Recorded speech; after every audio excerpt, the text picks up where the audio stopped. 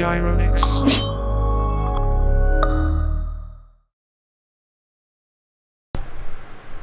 Okay, so we'll be making the modeling plate number 2. So first, let's close this workspace.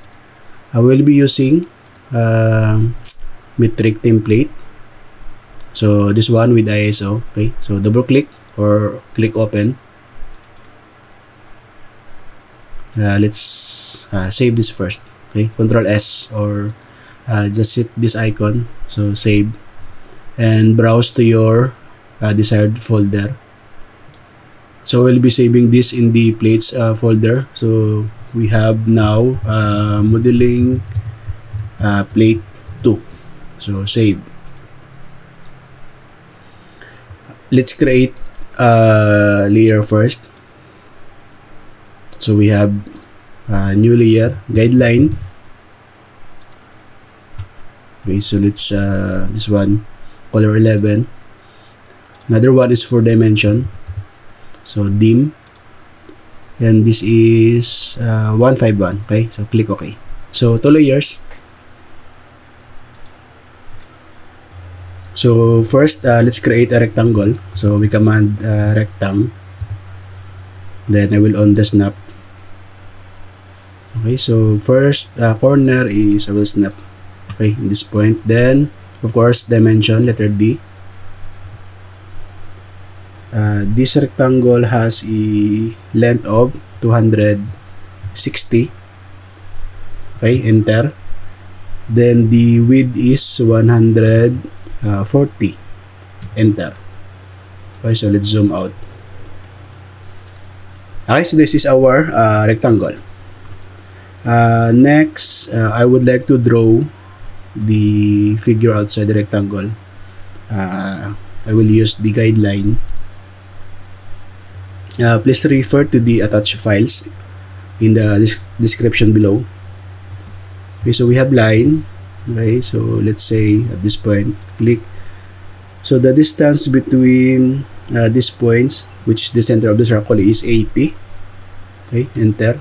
Then enter again. I will draw first the circle. So I will switch to layer 0. So circle, letter C. Enter. So I will snap to the end point. Okay, so let's turn on the object snap. Then make sure the endpoint is checked or activated. So center is this point, click. Then the radius based on the model is 20. Okay, enter. Then another circle at this point. So center is the endpoint and radius also 20. Okay. Then I will trace this quadrant. So I will off first the snap. Then I will turn on the okay, so midpoint uncheck quadrant. So this one, okay, turn this on. So I will snap to the quadrant. Okay, so the diamond shape. So click. So another quadrant, click, enter. So another line. So quadrant. Okay, snap, click, then click. Okay. Next is another circle. I think I need the midpoint now.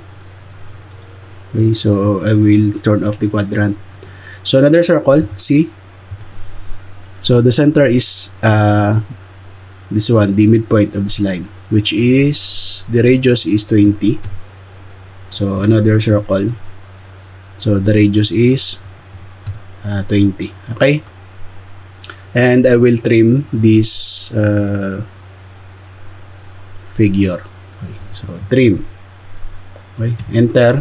So do not select object, just enter again. Then we can trim now. Okay, so let's trim. Okay, trim.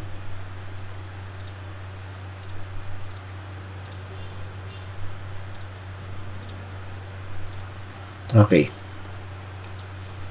Then I think I can join this one. Okay, so let's select, then command join, enter, so that it will be one shape. Okay.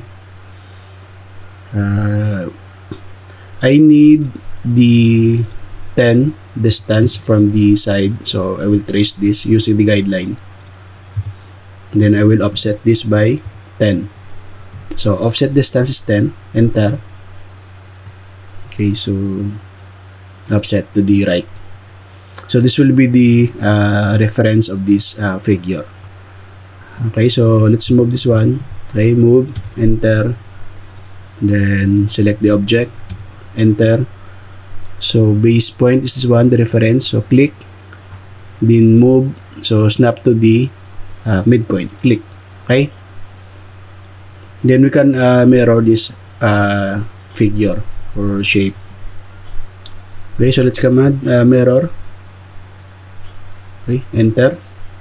So okay, the mirror asks for the object, so I will select this object.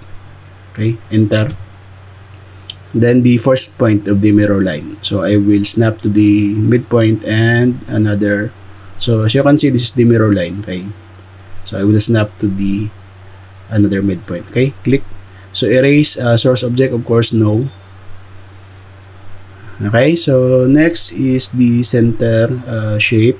So I think I need the line. Okay, so is the midline, and I think I need another. I will locate the center. Okay, enter. Let's draw the figure outside. So I think it will be easy. So line, it has I will on the snap. So the line distance is 30. Okay, enter. Okay, so I will create circle. So using layer 0. So circle letter C. Enter, snap to the endpoint. So this circle has the radius of 15. So another circle. Okay, snap to the endpoint, radius is 15. And then I will locate the quadrant. So turn off the, I think I will turn off the endpoint. Okay, so turn on the quadrant.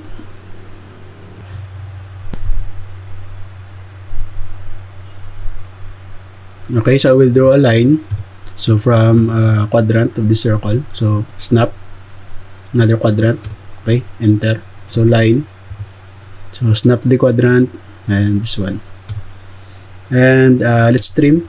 Okay, so command trim, enter. Again, do not select object, just hit enter. So trim this out. Okay. Then we can move, or we can select, then join. Okay, so command join, enter, so that it will be one shape. Then we can move this object. Okay, so command move, select object, enter, then snap to the midpoint and snap to the center. Okay,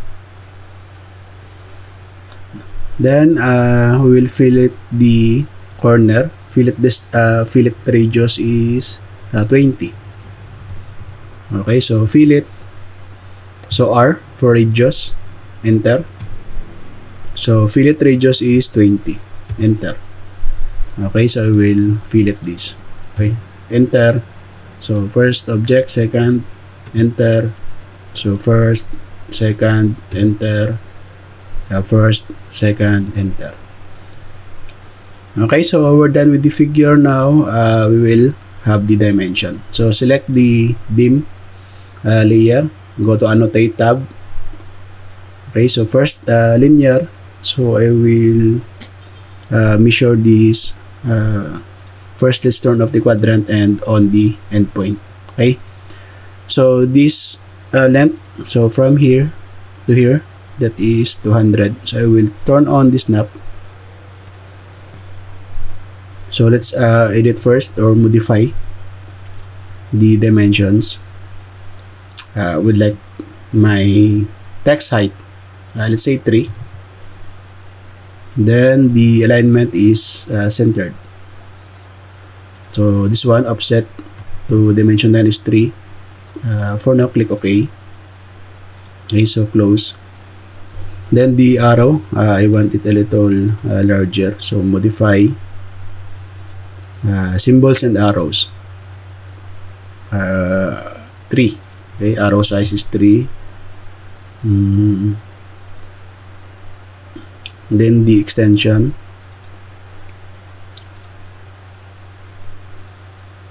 This one, extension. Okay, so 3. Click OK. So close. Okay, so let's continue with the dimension. This time the distance, okay, from these 2 points. So this is 160. Okay. Then okay, so from center of the circle to this one, so this is 80. Okay, so from the end point, so this 140, the width. Then okay, so this distance from midpoint to here, that is 10. Okay, then another 10 here. Okay, so I will off first the snap.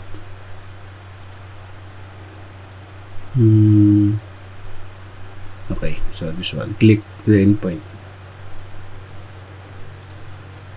I will off the snap. Okay, so escape again. Turn on the snap or the object snap. So click. Okay, so this is 10. Then this one is 30. So the center of the circle to another circle. So this is 30. Okay, we'll turn on the snap. What else? So this one, the radius of the snap first. So click.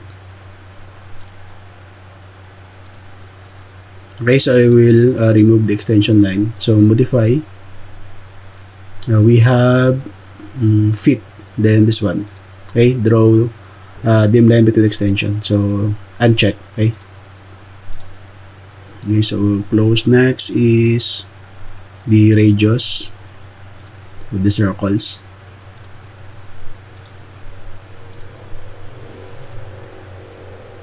Okay, so 120. I will modify the text so that it will be oriented horizontally. So go to the text tab, then text alignment is horizontal. Okay, click OK, then close. So next is fillet radius.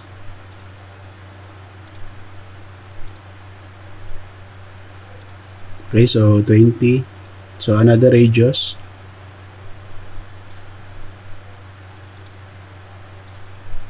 So this also 20. So let's check. I think we're done. Okay, so we have all our dimensions.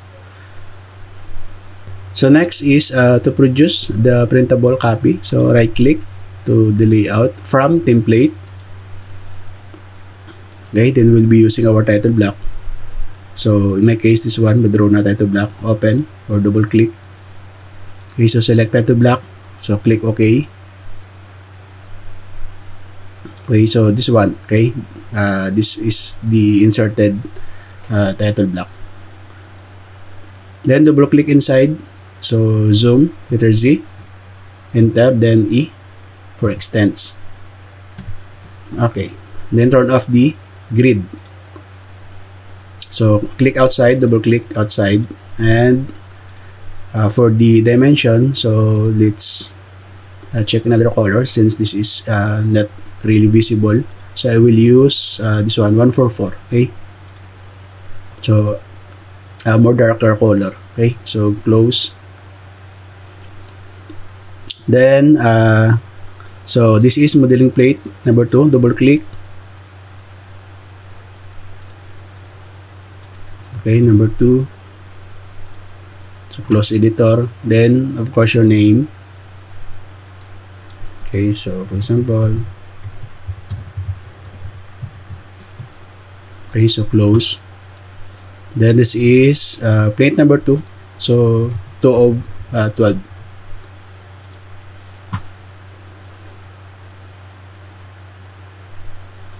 Okay, so file, print. Okay, so the plot option. Okay, so browse to your desired file. So we have 13 by 8.5. So click OK, then save to your desired folder. Okay, so I will save this in the page folder. So this is modeling plate number 2. So click save. Okay, so this is the modeling plate number 2, and see you on modeling plate number 3.